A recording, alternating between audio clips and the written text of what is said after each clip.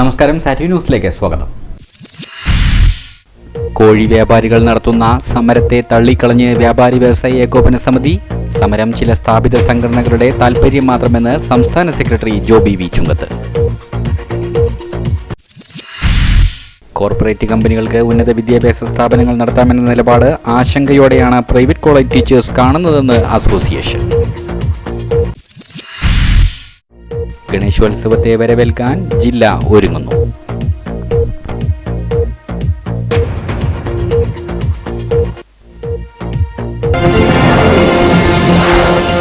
വാർത്തകൾ വിശദമായി. കോഴി വ്യാപാരികൾ നടത്തുന്ന കടയടച്ചുള്ള സമരത്തെ തള്ളിപ്പറയുകയാണെന്ന് കേരള വ്യാപാരി വ്യവസായി ഏകോപന സമിതി സംസ്ഥാന സെക്രട്ടറി ജോബി വി ചുങ്കത്ത്. സമരമാർഗം അനാവശ്യമാണ്. കാരണം കേരളത്തിലെ ആളുകളെ വെച്ചുകൊണ്ടും കേരളത്തിലെ കർഷകരെ വഴിയാധാരമാക്കിക്കൊണ്ടും നടത്തുന്ന ഒരു സമര പരിപാടി, നേരെ മറിച്ച് കേരളത്തിലെ കർഷകർക്ക് നിലനിൽപ്പും ഇവിടുത്തെ കച്ചവടക്കാർക്ക് സംരക്ഷണവും നൽകുന്ന ഒരു സമരമാണെങ്കിൽ ഏകോപന സമിതി ഒരിക്കലും അതിനെ എതിർക്കില്ല. അന്യസംസ്ഥാനത്ത് നിന്ന് വരുന്ന കോഴിയുടെ വിലയിൽ 14% നികുതിയാണ് ഇപ്പോൾ ഈടാക്കുന്നത്. കേരളത്തിലേക്ക് 100 കണക്കിന് കോഴി ലോറികളാണ് എത്തുന്നത്. അതുവഴി നികുതി വരുമാനം ഗണ്യമായി കൂടിയിട്ടുണ്ട്. എന്നാൽ നികുതി കുറയ്ക്കണമെന്ന് അന്യസംസ്ഥാന ലോബിയും ചില സംഘടനകളും ആവശ്യപ്പെടുന്ന സന്ദർഭത്തിലാണ് കോഴിയുടെ തറവില 70 രൂപയിൽ നിന്നും 95 രൂപയായി വർദ്ധിപ്പിച്ചിരിക്കുന്നത്. ഇതിന്റെ മറവിൽ നികുതി കുറച്ച് അന്യസംസ്ഥാന ലോബിയെ സഹായിക്കാൻ വേണ്ടി മാത്രമാണ് ഇവിടെ കോഴി ലഭിക്കാത്ത സാഹചര്യം ഉണ്ടാക്കിയിരിക്കുന്നത്. ഇപ്പോൾ നടത്തുന്ന സമരം സർക്കാരിനും ഉപഭോക്താക്കൾക്കും ഒരു ഗുണവും ലഭിക്കുന്ന സാഹചര്യം ഉണ്ടാക്കുന്നില്ല എന്നാണ് വ്യാപാരി വ്യവസായ ഏകോപന സമിതി അഭിപ്രായപ്പെട്ടത്. അതേസമയം ഏകോപന സമിതിയുടെ ഈ അഭിപ്രായത്തിന് മുന്നിൽ ഏകോപന സമിതിയുമായി സഹകരിക്കാത്ത കോഴി കച്ചവടക്കാരോടുള്ള വിരോധമാണെന്നും പറയപ്പെടുന്നുണ്ട്.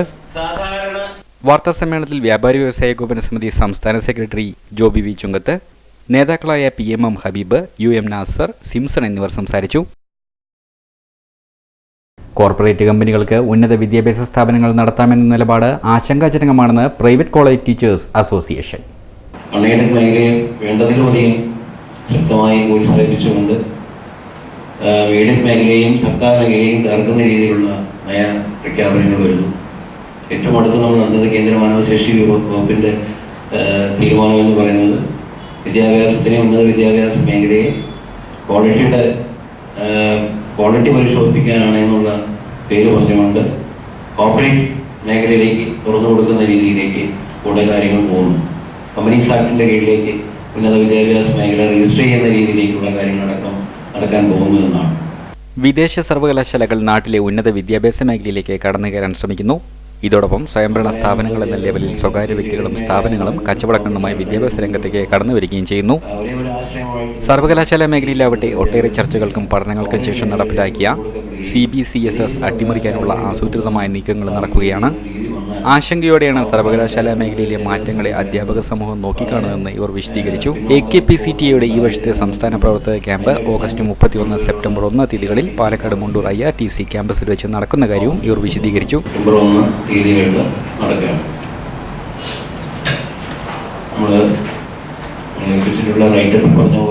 വാർത്താ സമ്മേളനത്തിൽ professor M Naseem, doctor VK Sudhakaran, professor Sujith, professor K Vasudevan Pillai, professor Kiran എന്നിവർ സംസാരിച്ചു. തീവ്രമായ പ്രശ്നങ്ങളുടെയും പശ്ചാത്തലത്തിലാണ് ഗണേശോത്സവത്തെ വരവേൽക്കാൻ ഒരുങ്ങുകയാണ് ജില്ലയിലെ 100-ലേറെ ഗണപതി വിഗ്രഹങ്ങൾ.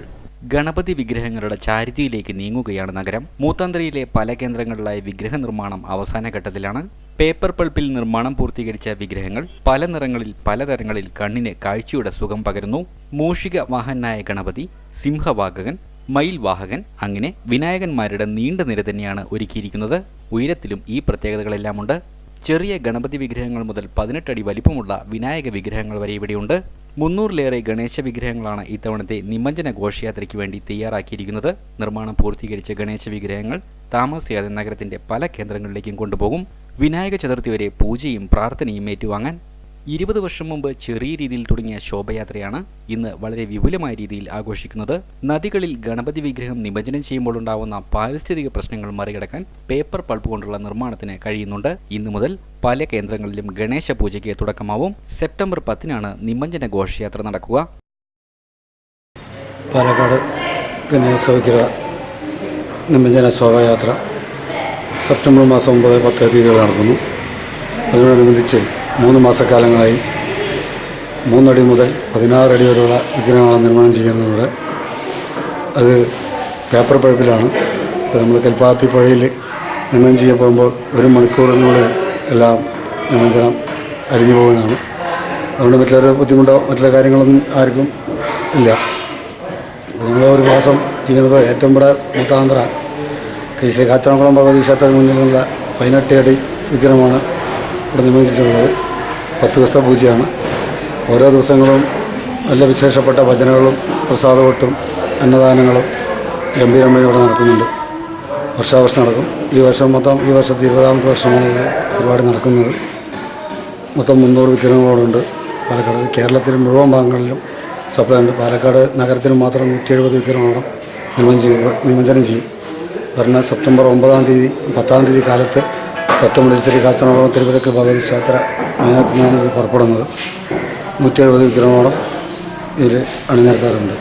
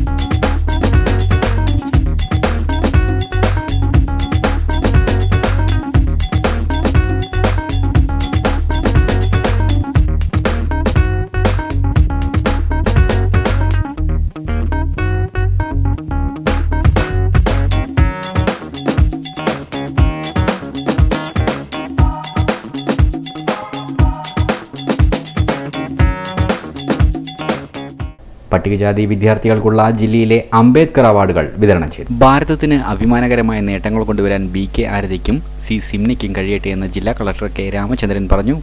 സീനിയർ സെക്കൻഡറി സ്കൂൾ പരീക്ഷയിൽ സംസ്ഥാനത്ത് 2, 3 സ്ഥാനം നേടിയ പട്ടികജാതി വിദ്യാർത്ഥികൾക്ക് ഡോക്ടർ അംബേദ്കർ ഫൗണ്ടേഷൻ നൽകുന്ന ദേശീയ മെറിറ്റ് അവാർഡ് കളക്ടറേറ്റിലെ കോൺഫറൻസ് ഹാളിൽ വിതരണം ചെയ്ത് സംസാരിക്കുകയായിരുന്നു കളക്ടർ. ADM K ഗണേശൻ, ജില്ലാ പട്ടികജാതി വികസന officer VS Muhammad Ibrahim, assistant officer R Thankan, superintendent K Sajeevan, PR Jayaprakash എന്നിവർ പങ്കെടുത്തു. കഴനി കുന്നുംപുറം ബാലകൃഷ്ണന്റെ മകൾ ആതിര ഇപ്പോൾ തൃശൂർ വിമല കോളേജിൽ സോഷ്യോളജി പഠിക്കുന്നു. ഹയർ സെക്കൻഡറി അധ്യാപകനായ ചന്ദ്രന്റെ മകൾ C സിംന ഇപ്പോൾ കോഴിക്കോട് മെഡിക്കൽ കോളേജിലെ വിദ്യാർത്ഥിനിയാണ്. വിശിഷ്ട വ്യക്തികൾ എല്ലാവരുടെയും മുമ്പിൽ ഈ അവാർഡ് ഏറ്റുവാങ്ങാൻ എനിക്ക് വളരെയധികം സന്തോഷമുണ്ട്. പിന്നെ ആധുനിക ഭാരതത്തിലെ പിതാവെന്ന് വിശേഷിപ്പിക്കുന്ന ഡോക്ടർ B.R. അംബേദ്കറുടെ നാമധേയത്തിലുള്ള ഈ അവാർഡ് 2 തവണ വാങ്ങിയതിൽ എനിക്ക് വളരെയധികം അഭിമാനമുണ്ട്. അതിൽ എനിക്ക് വളരെ സന്തോഷമുണ്ട്. അതുപോലെ തന്നെ